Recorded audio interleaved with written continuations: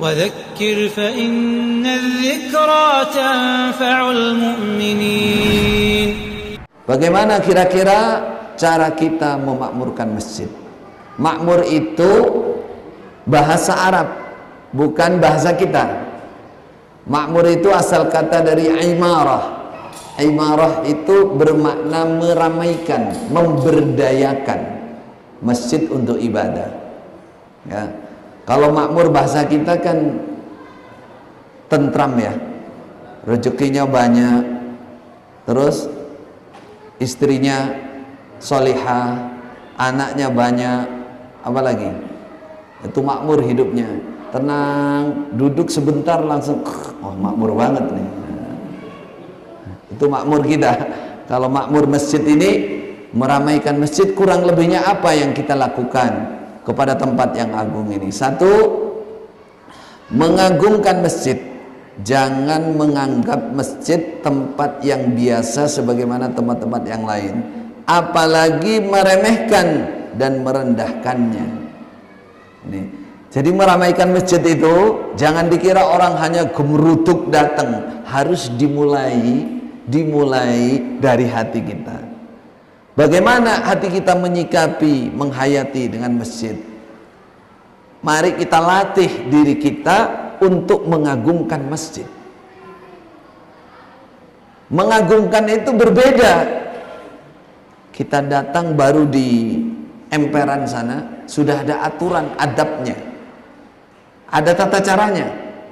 Apa tadi Rasulullah mengatakan? Kalau kamu mau masuk masjid, coba dilihat, supaya berdoa, ya Allah turunkan rahmatmu ya Allah di rumahmu ini. Berbeda dengan kita mau masuk pasar, mau masuk, doanya lain. Karena masjid ini sangat agung. Berarti kalau kita ingin meramaikan masjid, hati kita dulu diramaikan, disibukkan dengan takzim kepada masjid. Masjid itu adalah syairullah, tanda-tanda keagungan Allah, kemuliaan Allah masjid itu. Maka Allah berfirman, "Dzalika wa man yu'azzim syairallah fa innaha min taqwal qulub." Siapa yang mengagungkan syair-syair Allah, tanda-tanda kekuasaan Allah, itu menunjukkan hati yang takwa. Kalau kita, mohon maaf Bapak Ibu, datang ke masjid, walaupun masjid itu kecil, buruk sekalipun, hampir ambruk misalkan, wah ini malah kokoh, ini besi tok isinya, insyaallah kokoh, bagus ini. Masjid seburuk apapun, tapi itu rumah dari rumahnya Allah. Harus ada bedanya dalam hati orang iman itu. Kalau tidak ada bedanya, itu tidak bisa meramaikan masjid Allah dengan ibadah. Nggak bisa. Harus diawali, dibiasakan, diyakini bahwa masjid ini bukan tempat yang biasa. Ini super tempat yang sangat agung. Khairul biqa' fil ard, sebaik-baiknya tempat di muka bumi ini. Maka kita harus agungkan masjid ini. Bagi yang sekarang hal ini masih setengah-setengah atau bahkan belum pernah, kita salah. Kita ada kekurangan di sini dalam ketakwaan kita. Ibadah kita kurang karena tidak menghormati masjid. Ta'zim kepada masjid. Dan masuk itu, kalau dulu zaman sahabat, zaman tabi'in, orang mau masuk masjid saja wajah ini sudah berubah. Namanya Husain bin Ali bin Husain bin Ali. Kalau sudah mau masuk masjid, ya, mulai dari wudhu itu sudah kelihatan wajahnya itu berubah, kayak orang lagi menghadap siapa. Setelah ditanya kenapa wajah anda berubah setiap mau masuk masjid, kata dia, rajul, tahukah anda siapa yang akan aku hadapi di dalam masjid? Aku akan berhadap dengan Rabbul Alamin, Rabb pencipta, penguasa semua makhluk yang ada ini. Bagaimana anda kok bisa menanyakan ini? Ini bukan yang aneh. Artinya takzimnya luar biasa kepada masjid karena dia menghayati masjid itu milik Allah. Masjid itu baitun min buyutillah. Baik. Yang kedua, mencintai masjid, selalu rindu dengan masjid. Bersyukurlah jika Bapak Ibu ada yang selalu rindu dengan masjid. Rasulullah sallallahu alaihi wasallam kalau beliau bepergian, setiap pulang dari bepergian, beliau bukan mendatangi langsung ketemu anaknya, istrinya, rumahnya, enggak. Beliau ke masjid dulu, ke masjid sholat 2 rakaat. Itu contoh bahwa yang ada di hati beliau itu adalah masjid, cintai masjid. Nah, jangan dikira orang cinta masjid tidak ada apa-apanya. Ini adalah amal, amal hati, pekerjaan hati yang sangat dihargai oleh Allah. Besok dalam hadis ini diterangkan akan ada 7 golongan yang akan mendapatkan naungan khusus di bawah arsy Allah. Jadi besok kalau orang sudah ada di padang mahsyar, yang dikatakan dalam ayatnya khamsina alfasanah, 50.000 tahun di padang mahsyar, 50.000 tahun Bapak Ibu. 50.000 itu berapa kurun? 50 kali 10, 500 kurun. 50.000 tahun manusia tidak pakai baju, matahari dekat. Pada saat itu orang yang cinta masjid, selalu rindu dengan masjid, dia mendapatkan kelas yang VIP di bawah arsy Allah, dia dinaungi arsy Allah. Yang lain tidak. Di sini ada 7 golongan. Di antaranya adalah rajulun qalbuhu mu'allakun fil masajid. Itu yang kita ambil. Seseorang yang hatinya digantungkan di masjid, cinta masjid. Walaupun dia punya rumah yang bagus, kendaraan yang bagus, istri yang cantik, anak yang kalah sama masjid. Ya, kalah sama masjid. Artinya dia punya kerinduan khusus untuk mendatangi masjid. Apa yang dirindukan kalau sudah di masjid? Al-khulwa ma'allah, berdua menyepi dengan Allah, zikir, khusyuk kepada Allah, baca Al-Quran kepada Allah. Itu yang dirindukan. Itu caranya meramaikan masjid. Yang belum seperti ini, belajarlah, mohonlah kepada Allah. Yang ketiga, membersihkan, mewangikan masjid dan tidak mengotorinya. Ini bagian dari meramaikan masjid. Dalam riwayat ini disebutkan Nabi memerintahkan untuk membangun masjid. Amara Rasulullah SAW bibina'il masjid fiddur, di kawasan banyak rumah. Kalau sudah banyak rumah, di situ bangun masjid. Wa antunazzaf, masjid supaya dibersihkan. Ya, kalau ada karpet, karpetnya dibersihkan. Kenapa karpet digulung? Karena khawatir apa? Aturan protokol kesehatan harus dijalankan. Apa-apa kalau kedinginan ya as-sabaru bi qadri ta'am. Sabar. Wa tutayyab, dan diwangikan. Masjid itu diwangikan. Kalau di Arab sana itu kayu-kayu wangi itu yang dibakar kayak kemenyan. Kalau di sini yang muter di Masjidil Haram terus, itu sunnah mulai zaman Rasulullah dulu. Umpama ada wangi-wangian yang lain nggak ada masalah. Ah, ini ada nih, ada. Itu sunnah Rasulullah. Itu namanya meramaikan masjid. Rasulullah pernah melihat ada riya di tembok masjid. Maka Rasulullah bersabda, al-buzaku fil masjid khati'ah. Riya ada di masjid itu adalah kesalahan. Wa kafaratuha dafnuha. Hadis kedua, kafarahnya pelebur dosa itu maka harus memendamnya, harus membersihkannya. Artinya mengotori masjid itu dosa, membersihkan masjid itu adalah memakmurkan masjid. Dan hal-hal yang seperti ini, hal-hal yang seperti ini, tutup kasih kita. Rasulullah disebutkan di sini ra'a nukhamatan fi jidaril masjid, melihat ada riak di tembok masjid. Fatanawala hasatan fahakkaha, Nabi mengambil kerikil lalu oleh Nabi dikerik, dikerok itu. Artinya kita pun juga demikian. Kalau ingin meramaikan masjid, maka kita juga tidak menunggu orang lain. Diri kita mengerjakan sebagaimana Rasulullah sallallahu alaihi wasallam.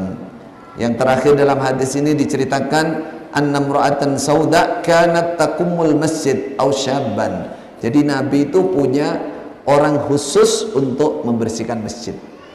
Di sini terangkan seorang wanita ini, ibu-ibu, menjadi kanat takumul masjid, dia tukang bersih-bersih masjid.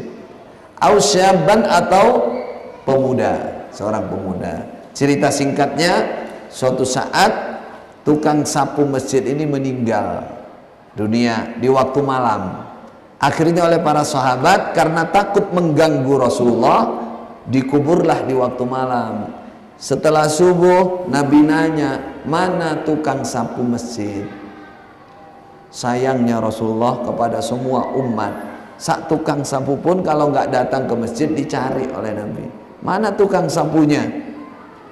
Yang lain aja datang, kenapa tukang sapu nggak ada? Apakah habis nyapu terus pulang? Itu rugi. Masa nyapu tok, waktunya sholat terus pulang. Cari oleh Nabi, mana tukang sapu itu? Kata sahabat, meninggal tadi malam Nabi. Kata Nabi, kenapa kalian nggak ngasih tahu aku? Kenapa nggak kasih tahu aku? Itu adalah seseorang yang harus kita hargai. Menyapu masjid karena menyapu rumahnya Allah, tempat yang sangat agung. Jangan dilihat menyapunya. Itu berbeda jauh dengan cleaning service yang ada di toilet-toilet itu, walaupun di hotel yang berbintang. Kalah. Ya. Nabi sangat menyesalkan, kenapa aku nggak dikasih tahu, kata Nabi. Dalam riwayat lain, beliau langsung minta ditunjukkan kuburannya, datang ke kuburan, beliau sholat di situ. Ini bagian dari memakmurkan masjid, menjadi tanggung jawab bersama. Yang keempat, membangun masjid dan meramut fisik bangunannya. Fisik bangunannya. Ini bagian dari meramaikan masjid. Jadi bukan bangun masjid, ya, habis itu nggak diramut, nggak. Ketika ini terjadi, Utsman bin Affan ingin membangun Masjid Nabawi, artinya diperbaiki, direnovasi. Banyak manusia yang tidak senang saat itu. Jangan dirubah. Itu harus seperti zaman Nabi, biar ada nilai historis, nilai kebanggaan. Padahal bangunannya sudah mau ambruk, sudah mau rusak oleh Khalifah Utsman, mau dibenarkan, direnovasi. Fa'ahabbu ayyadahu ala hayatih, orang-orang lebih senang dibiarkan saja. Akhirnya apa? Khalifah Umar bilang, faqala Khalifah Utsman, sami'tu Rasulullah sallallahu alaihi wasallam yaqul, Rasulullah bersabda, kata Khalifah Utsman, man bana masjidan lillah banallahu lahu fil jannah mithlah. Siapa yang membangun masjid karena Allah, ikhlas karena Allah, maka Allah membangun yang semisal itu di dalam surga nanti.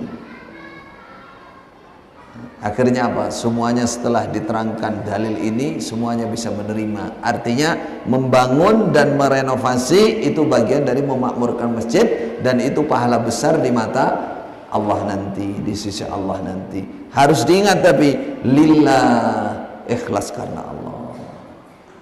Dulu salah satu guru kami cerita, zaman as-salafus saleh, zaman ulama-ulama terdahulu, ada seorang raja, seorang penguasa, dia ingin bangun masjid yang besar, yang bagus, yang megah kalau sekarang, tapi ingin dia bangun sendiri. Sudah keluar perintah, dekret, tidak boleh ada seorang pun yang membantu. Artinya pokoknya semuanya biaya dari raja, tidak boleh sedikit pun yang membantu. Ini masjidku, aku yang bangun. Bikinlah masjid yang bagus, megah. Terus ditulislah di situ Masjid Malik Fulan. Ada masjid raja ini, tulis. Setelah pembangunan selesai, suatu malam raja ini bermimpi, dikatakan masjid itu bukan milikmu, Kata raja dalam mimpinya, milikku, aku yang bangun. Oh tidak, lihat aja nama masjidnya. Nama masjid itu tertulis nama fulanah, seorang nenek tua. Nenek tua, karena ada nenek itu belum tua. Ini nenek tua. Ada kakek tua, ada kakek masih muda kayak saya ini. Saya jadi kakek, bangga ini, baru jadi kakek 2 minggu yang lalu. Punya cucu katanya. Jadi nenek tua nggak punya apa-apa, melarat di dekat masjid situ. Tulisannya, dia nggak percaya. Pagi dia suruh bala tentaranya untuk ngecek masjid, diganti nggak namanya masjid, nama masjid. Cekkan oleh bala tentara, tidak, baginda raja tetap nama baginda. Dah tenang. Malam tidur mimpi lagi seperti itu lagi. Malamnya, masjid bukan milikmu tapi milik si fulanah. Lihat tulisannya terpampang di depan masjid, fulanah. Bukan malik lagi, fakirah fulanah, orang fakir si fulanah, si nenek tua. Pagi dia kaget lagi, suruh ngecek lagi, barangkali memang diganti betul. Ternyata tetap nama Malik, raja, namanya raja. Malam ketiga dia mimpi seperti itu lagi. Dia nggak tahan, akhirnya dia suruh cari itu si nenek tua itu di mana keberadaannya. Akhirnya dicarilah, ternyata nenek tua itu ada di tempatnya di sekitarnya masjid situ. Dibawalah ke tempat raja, namanya nenek tua, sudah tua ya, orang fakir, menghadap ke raja, gemeter, ditanya, dikira ada salah apa, kenapa saya? Kata raja, oh tidak, apakah di waktu pembangunan masjid itu kamu ikut menyumbang? Kata raja, ikut nyumbang di situ? Kata nenek, oh tidak baginda, saya nggak punya apa-apa.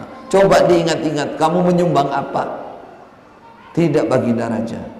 Coba diingat-ingat lagi, kamu kan sudah tua, barangkali kamu nyumbang apa? Oh tidak baginda raja, kecuali. Ketika ngomong kecuali, dia nggak mau ngomong terusannya, takut. Takut. Kecuali apa? Sebutkan apa ini? Kok jadi milik kamu ini, gimana ceritanya? Kecuali apa? Sebutkan. Kecuali, kata dia, suatu hari ya, hewan yang untuk narik apa kalau di Jawa itu dokar atau andong yang untuk narik muatan kayu ya, ketika diparkir di dekat masjid, hewan ini kehausan, hewan ini haus, hewan ini lapar, diikat oleh si pembawa, oleh supirnya kalau saya yang bawa hewan itu. Di dekat situ ada air baginda raja. Hewan ini mau minum air, terjerat lehernya, nggak bisa. Di situ saya tolong hewan itu, saya dekatkan air sehingga hewan itu bisa minum air itu. Itu yang saya lakukan, hanya itu. Iya baginda raja, hanya itu. Baru raja sadar, innalillahi wa inna ilaihi raji'un. Ternyata amal yang tidak ikhlas tidak diterima oleh Allah. Saya raja, saya keluarkan semua yang saya punya, tapi saya hanya ingin orang mengatakan ini adalah masjid si raja. Sedangkan kamu, kata raja, seorang nenek hanya berbuat sebegitu karena nilai ikhlasmu itulah yang Allah mengganti nama masjid menjadi nama masjidmu. Kata baginda raja, ya sudah, mulai hari ini ganti nama masjid ini namamu aja. Saya bertobat kepada Allah. Itu kisah man bana masjidan lillah karena Allah. Itu kisah nyata zaman dulu. Yang nomor 5, bagaimana kita meramaikan masjid? Ketika memasukinya berdoa dan sholat 2 rakaat sebelum duduk. Ini sering kita dengar, apa disebut sholat 2 rakaatnya? Sholat sunnah tahiyatul masjid, penghormatan kepada masjid ya. Kita berdoa bismillah seperti dalam hadis ini, bismillah wassalamu ala rasulillah, Allahumma gfirli dhunubi waftahli abwaba rahmatik, waftahli abwaba rahmatik. Dengan nama Allah, semoga keselamatan tetap atas Rasulullah, ya Allah ampuni aku bagiku dosa-dosaku, waftahli abwaaba rahmatik, dan bukalah untukku pintu-pintu rahmat Engkau. Yang kedua adalah salat 2 rakaat. Idza dakhala ahadukum, tidak tertulis di sini, al masjid fala yajlis hatta yusalli rak'atain. Masuk masjid jangan duduk sampai salat 2 rakaat. Kapanpun, dimanapun. Dulu yang mungkin dari tempat-tempat yang saya katakan tadi itu tidak membolehkan. Yang benar boleh kapan saja. Tahiyatul masjid itu perkecualian, tidak ada larangan. Habis asar, habis subuh masuk masjid silakan salat 2 rakaat. Itu bagian dari meramaikan masjid, memakmurkan masjid. Baik. Yang keenam, tidak ramai dan suara-suara keras di dalam masjid. Dalam hadis ini Rasulullah bersabda, wa iyyakum wa hisyatil aswaq. Takutlah kalian, jauhilah, jangan ramai seperti di pasar. Jangan ramai seperti di pasar. Kecuali kalau urusan ramainya urusan ibadah, baca Al-Qur'an, zikir kepada Allah. Yang berikutnya, tidak berjual beli, menyiarkan barang hilang dan sejenisnya dari urusan keduniaan di dalam masjid. Jadi dalam masjid betul-betul dijauhkan dari hal-hal yang berbau bisnis. Ingat kita kepada keduniaan, jual beli dalam masjid, atau menyiarkan barang hilang, mempromosikan sesuatu yang sifatnya menjauhkan kita dari ingat kepada Allah. Tidak boleh. Sampai dalam hadis ini diterangkan, kalau ada orang menyiarkan barang hilang di masjid, berjual beli di masjid, kamu doakan begini, la arbahallahu tijaratak, semoga jual belimu itu tidak barokah, tidak ada hasilnya. Doakan yang buruk aja karena dia salah tempat. Yang ke-8, tenang dan khusyuk melakukan ibadah di dalamnya, berzikir, bertasbih, membaca Al-Quran, belajar dan mengajarkan ilmu, salat dan lain-lain. Itulah cara meramaikan masjid yang disebut dalam ayat, ya. Ini hadis, ayatnya dalam surah An-Nur, fi buyutin adzinallah an turfa'a wa yuzkara fi hasmu, zikir kepada Allah. Zikir itu Bapak Ibu sekalian bukan hanya jumlahnya, bukan hanya banyaknya, tapi hatinya. Ingat kepada Allah, lalu menyebut nama-nama Allah, menyebut kalimat tauhid, la ilaha illallah, alhamdulillah, dan konsentrasi khusyuk ingat kepada Allah, berzikir kepada Allah, bertasbih kepada Allah, membaca Al-Quran. Di sini diterangkan dalam riwayat hadis ini, siapa yang berada di masjid, berkumpul di masjid, membaca kitab Allah dan saling mengajarkan, deres-menderes di situ, maka nazalat alaihimus sakinah, dia akan dituruni sakinah, ketenangan oleh Allah. Wa ghasyiyatuhumur rahmah, dia akan ditutupi, dibanjiri dengan rahmat Allah. Banjiran. Wa haffathumul malaikah, dikelilingi oleh para malaikat. Insya Allah kita sekarang ini dikelilingi oleh para malaikat. Hanya itu gaib, sampai malaikat itu susun sampai langit sana, karena senangnya melihat orang-orang yang memberikan ilmu di dalam masjid. Wa haffatul malaika wa dzakarahumullah fi man inda, lalu menyebutkan nama-nama orang itu di sisi Allah kepada para malaikat. Walaupun kita sekarang nggak dikenal siapapun, tapi kalau di masjid duduk dalam urusan ilmu, menderes Al-Quran, nama kita oleh Allah disebut di kalangan para malaikat. Itu hambaku, itu hambaku. Inilah kurang lebih meramaikan masjid. Bapak Ibu sekalian, marilah kita hayati yang datang dari Allah dan Rasulullah ini. Jangan sampai masjid kita sepi. Sepi kalau waktunya ibadah, diusahakan bisa ramai, terutama yang dekat masjid. Terutama yang dekat masjid. Kata Rasulullah sallallahu alaihi wasallam, yang ada di dekat masjid, salatnya harus di masjid. Salatnya harus di masjid. La salata li jaril masjidi illa fil masjid. Kecuali ada uzur, wanita atau laki-laki yang ada uzur silahkan. Rasulullah ketika beliau sakit parah di akhir hayatnya, sampai semaput 3 kali. Beliau berdiri semaput, disiram air lagi, bangun lagi, berdiri lagi, semaput lagi, siram lagi sampai 3 kali. Berdiri yang ketiga kali terasa ringan, digandeng 2 orang sampai nyeret. Itu bisa datang di masjid, sholat di masjid. Itu gambarannya betapa cintanya beliau kepada masjid. Itu namanya meramaikan masjid. Nah, ketika kita ngantuk sedikit nggak ke masjid, as-salatu khairum minan naum. Salat itu lebih baik daripada yang tidur. Karena dia orang Jawa, katanya dia dimimpikan oleh setan. Salat itu kanggo wong nom-nom tok. As-salatu khairum minan naum, wong nom tok, tentu usah. Orang yang muda-muda tok yang berangkat. Yang sepuh di rumah. Justru yang sepuh yang tua itu harus duluan. Kata orang Jawa apa? Kalau sudah tua itu wis mambu tanah, sudah bau tanah. Ingat. Berarti yang muda tidak harus, yang muda harus. Yang muda harus. Kemudaannya itu akan ditanya oleh Allah jika tidak dimanfaatkan. Ada orang, biasanya pemuda ini ke masjid zaman Khalifah Umar. Suatu saat Khalifah Umar sudah tahu anak ini rajin ke masjid.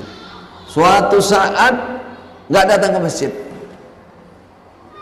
Dia dalam perjalanan pulang sholat, Khalifah Umar ketemu ibunya. Ditanya ibunya, "Aina waladi?" Di mana anakmu? Kemana anakmu, wahai ibu? Kata ibunya, "Oh, tadi malam qama qiyamal lail lailan taman." Dia berdiri semalam, Khalifah Umar. Dia menderes hafalan Quran, dia sholat. Lah, terus subuh nggak ke masjid? Kata Khalifah Umar. Oh tidak, karena kecapean. Ini kebalik, kata orang Jawa, buru uceng kehilangan delek. Cari nasi sebutir, kehilangan nasi sak tumpeng, tak tumpeng. Buru yang kecil, kehilangan yang besar. Nah, itu jadi datang ke masjid itu luar biasa. Rasulullah pernah mengatakan, laqad hamamtu, kata Rasulullah, aku pernah niat sengaja melihat orang-orang yang nggak mau datang ke masjid itu. Ini ya bawahnya ya, ada nggak? Oh tidak ada. Jadi kata Nabi, saya pernah berniat orang-orang yang tidak mau sholat berjamaah ke masjid, kata Nabi, saya akan taruh orang ngimami, saya mundur, saya kumpulkan kayu bakar bersama beberapa orang itu saya bakar bersama rumahnya. Itu betapa pentingnya seorang Islam, seorang Muslim untuk datang beribadah di dalam masjid. Di sini diterangkan ancamannya, waman adzlamu mimman mana'a masajidallah ayyudhkara fi hasmu wasa'a fi kharabiha. Sungguh sangat zalim orang yang mencegah masjid digunakan untuk zikir kepada Allah. Ya, hati-hati. Tadi yang saya sebutkan, sebuah golongan yang terlalu eksklusif, menutup diri, masjidnya dipek dewe. Ya, orang lain nggak boleh masuk. Itu namanya mencegah orang untuk zikir kepada Allah. Oleh Allah diingatkan di sini, azlam. Orang yang paling zalim itu orang yang mencegah orang lain untuk ibadah di masjid. Tidak mau meramaikan masjid. Wasa'a fi kharabiha. Bahkan dia berusaha merobohkan masjid, menghancurkan masjid. Masjid dirubah menjadi apa? Museum. Kharabiha. Hilang orang nggak mau ibadah di situ, hanya jadi museum. Siapa yang membuka masjid, dijadikan masjid lagi. Itulah yang pahalanya top itu. Masjid dijaga kelestariannya. Itu bekal kita di hadapan Allah. Rasulullah juga bersabda, man sami'al munadi falam yamna'hu min ijba'ihi udhrun qalu wa mal udhru qala khaufun aw maradun lam tuqbal salatu man shalla. Siapa yang mendengar adzan sengaja dia tidak datang di masjid padahal dia tidak ada uzur, maka sholatnya tidak diterima oleh Allah. tidak akan sempurna, nggak ada pahalanya. Dia hanya gugur kewajiban, memang nggak harus sholat lagi, tapi pahalanya tidak ada kalau sengaja tidak mau datang ke masjid. Hadis terakhir, Nabi mensifati orang-orang yang malas untuk sholat ke masjid, terutama sholat subuh dan isya, itu adalah sifatnya orang-orang yang munafik, kata Nabi. Na'udzubillah min dzalik. Bersihkan kita dari sifat-sifat yang seperti itu. Itulah kurang lebih tugas kita untuk meramaikan masjid. Semoga apa yang bisa disampaikan ini bisa bermanfaat dan ada barakahnya, berkahnya untuk kita semua.